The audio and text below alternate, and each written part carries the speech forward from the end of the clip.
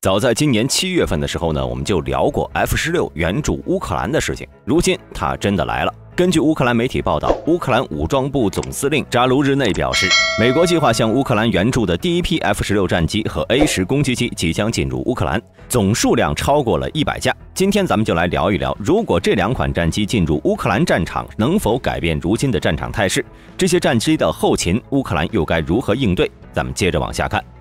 在俄军进攻乌克兰之前呢，乌克兰空军总共是只有152架战斗机和149架直升机，合计是301架。这些70、80年代生产的老旧战机，基本上已经在俄乌战场上损失殆尽了。现在乌军主要是依靠东欧国家军援的苏25攻击机和少量的米格29在维持。有了这100架美制战机的加入，绝对会让乌空军迎来脱胎换骨的变化。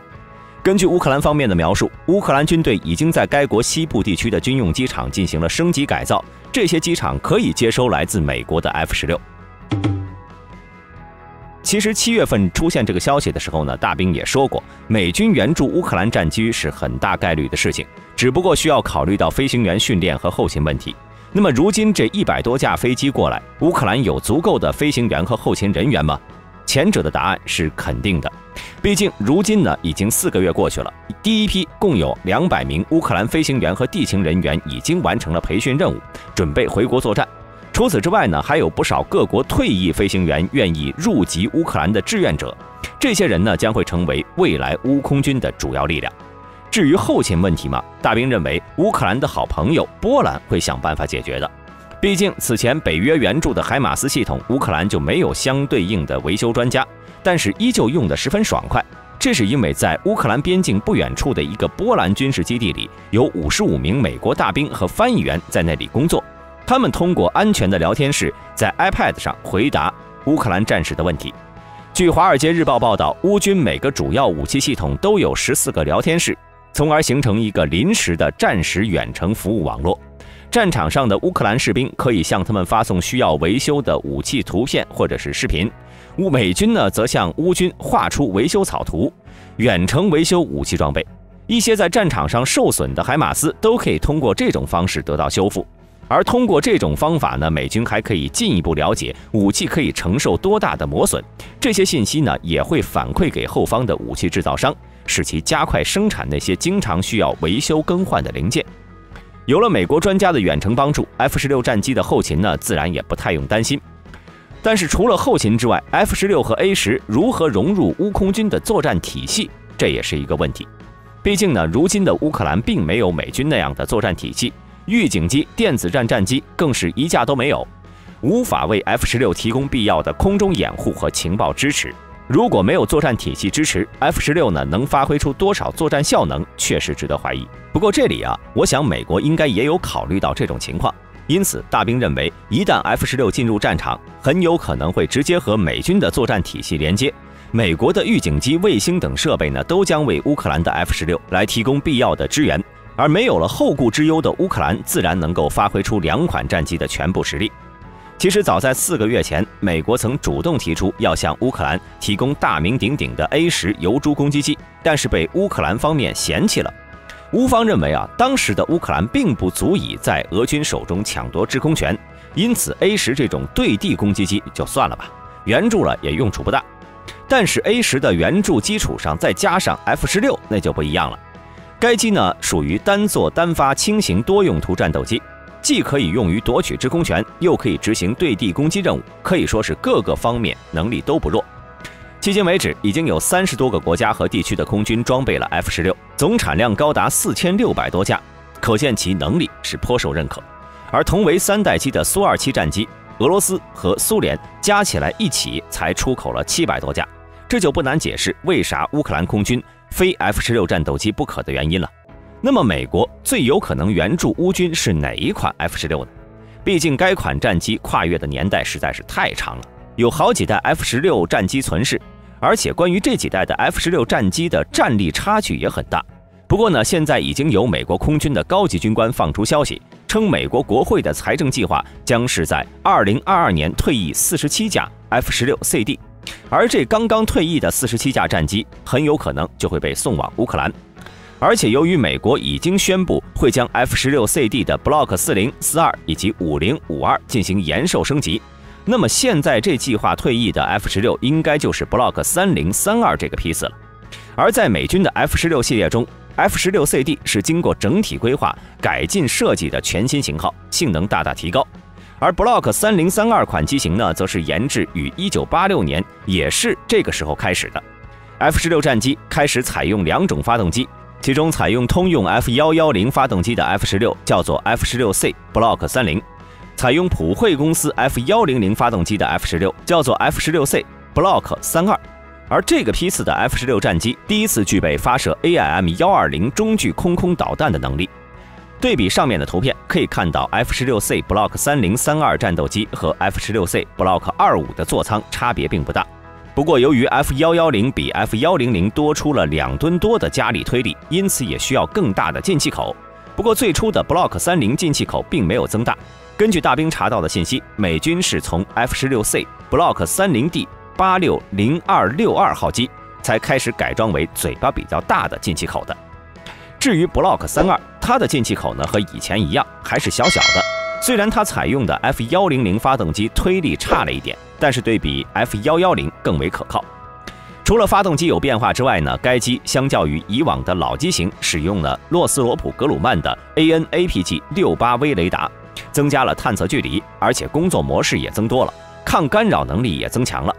该雷达的空中作战模式包括自由搜索、上视扫描、单多目标跟踪等，最多可以跟踪10个目标。在高脉冲频率模式下呢，可以为 AIM-7麻雀导弹提供持续照射，算是真正的拥有了超视距空战的能力。而且该机在对地作战模式中还可以提供对海、对地移动或者固定目标成像模式。同时，该机还使用了玻璃座舱，包括2个座舱大型显示器、GEC 马可尼大视角平视显示器、Lantery 前视红外电制和激光制导吊舱、仙童公司的任务传输系统等，其环境控制系统和电源供电容量也有改进。在武器控制软件方面呢 ，CD 使用了 MILSTD1760总线，具有和使用 AGM-65D 小牛空地导弹和 AIM-120先进中距空导弹的能力，而且它的火控计算机的速度也大有提高。而其他的电子设备呢，比如美军的 GPS、数字地形系统、模块任务计算机、自动目标管制系统等，该机也是应有尽有。而另一款 A10战机呢，应该大家都不陌生。这款攻击机是美军现役的一款用于低空高速飞行、精准对地攻击的战机。在1975年正式服役，1991年海湾战争期间完成了举世瞩目的实战首秀，被称为坦克开罐刀。后来呢，在美国干涉的一系列对外战争中是大放异彩。A10攻击机是一款专用于对地攻击的低空战机。相比于 F-15、16等多用途战斗机 ，A10攻击机的打击精度和效率更高。也正因如此，美国的 A10和 AC-130空中炮艇共同组建了美空军对地高效打击体系。那么，对地攻击如此优异的 A10呢，自然也能在俄乌战场上发挥出光彩。在配备了100多架 F-16和 A10之后，乌军呢将由一支陆战部队转为以空优主宰战场、陆军配合的美式军队。不过，大兵认为，即便是这 F-16到了俄乌战场，该战机的最主要任务并不是夺取制空权，而是执行对地攻击任务。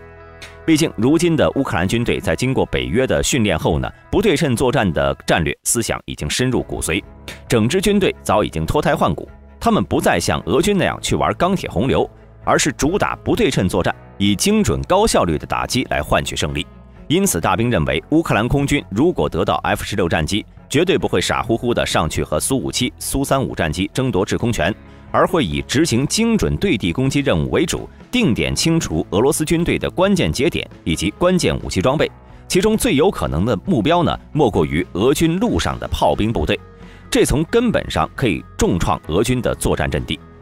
而在 F-16一众对地武器中呢，又以激光制导炸弹和联合攻击弹药最佳，它们价格便宜、精度极高、威力大。用它来攻击俄罗斯军队的关键目标，作战效能甚至还要超过了海马斯。再加上哈姆反辐射导弹，用它来对付俄罗斯的防空系统，犹如探囊取物般容易。简单来说，现在乌克兰已经利用该反辐射导弹，至少摧毁了4套 S-300、S-400 防空导弹系统，战果丰硕到不敢相信是真的。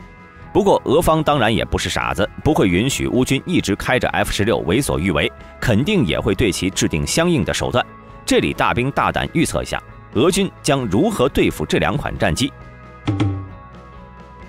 首先，俄军有可能利用空天军地毯式轰炸乌克兰机场，将 F-16战机消灭在机场上，或者是将机场彻底摧毁，让 F-16战斗机失去作战基地。但是这样做的难度不小，因为这样的话呢，俄罗斯空天军就要直接面对乌克兰的防空系统。如今乌克兰的天空已经不是刚开战时的样子了，随着各国防空系统的援助到位，俄军此举只会让其损失惨重，甚至有可能会复制开战初期的战损。一天损失10多架战斗机也很正常。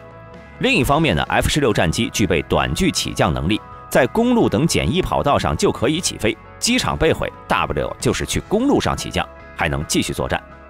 第二个反制方法就是将自家作战阵地保护得严严实实。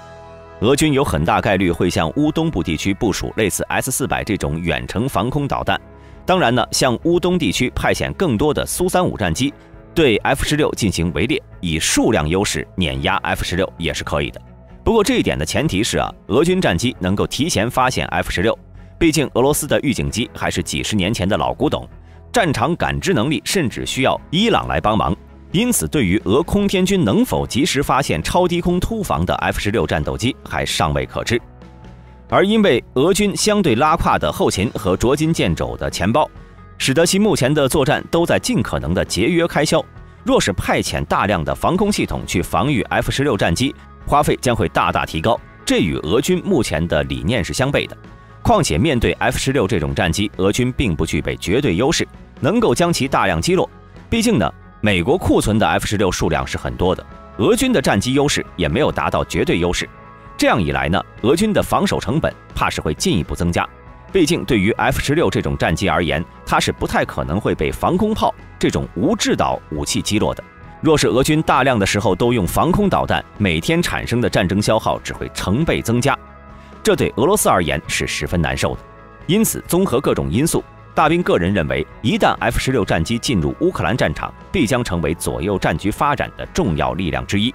这里呢，大兵也并非是夸大其词，毕竟俄空天军的表现确实不行。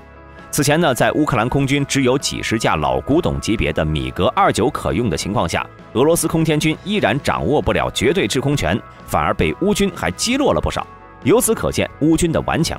在过去的8个月内，乌军仅用海马斯等远程火箭系统就把俄军打得搞起了部分总动员，而现在的俄军在乌克兰更是没有制空权，这2款战机的加入就会加快乌军收复领土的速度。